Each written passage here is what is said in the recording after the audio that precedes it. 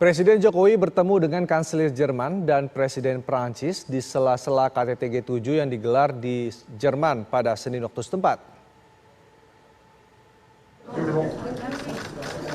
Presiden Joko Widodo diundang ke KTT G7 karena Indonesia dianggap satu dari 5 negara ekonomi berkembang. Selain Indonesia, India, Senegal, Afrika Selatan, dan Argentina adalah negara-negara yang juga diundang. Kepala Bank Dunia, Badan Moneter Internasional, Organisasi Perdagangan Dunia, Badan Kesehatan Dunia, dan sejumlah badan internasional lain turut menjadi tamu undangan.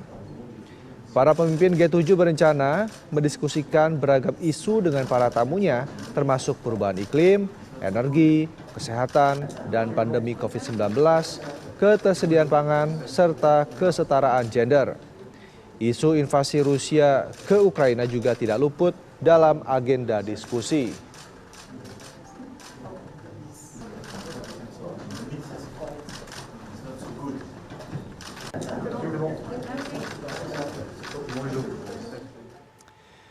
Dan untuk mengetahui kondisi terkini kegiatan KTT G7 di Jerman, kita telah terhubung dengan reporter TV One Miranti Hirsman yang berada di lokasi. Miranti, apa agenda kegiatan KTT G7 hari ini, termasuk juga agenda dari Presiden Joko Widodo? Selamat pagi, Rendra. Selamat pagi, pemirsa TV One. Pertemuan KTT G7 hari kedua baru saja usai. Dan pada pertemuan KTT hari kedua ini, Presiden Joko Widodo sudah hadir beserta dengan mitra-mitra G7, yaitu Argentina, India, dan juga Senegal dan Afrika Selatan.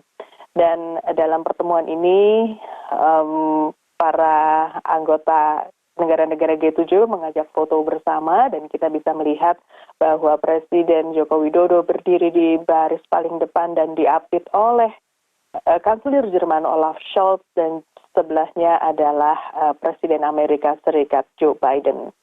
Dan begitu pula dalam working lunch atau pertemuan pada siang hari di Istana Elmau juga tampak bahwa Presiden Joko Widodo duduk di antara kedua pemimpin negara besar tersebut.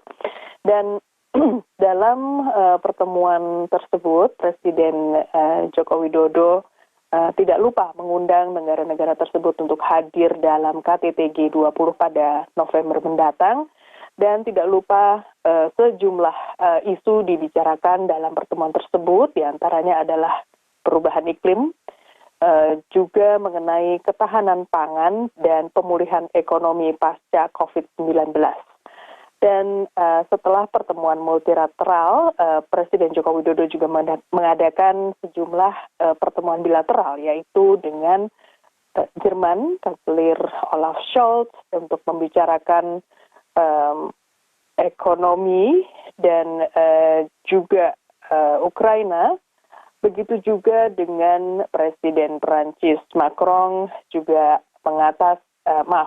membicarakan masalah Ukraina, dan tidak lupa Presiden Joko Widodo juga bertemu dengan mitra G7 yaitu India. Di sini adalah Perdana Menteri Narendra Modi untuk membicarakan ketahanan pangan dan kerjasama dalam sektor pangan.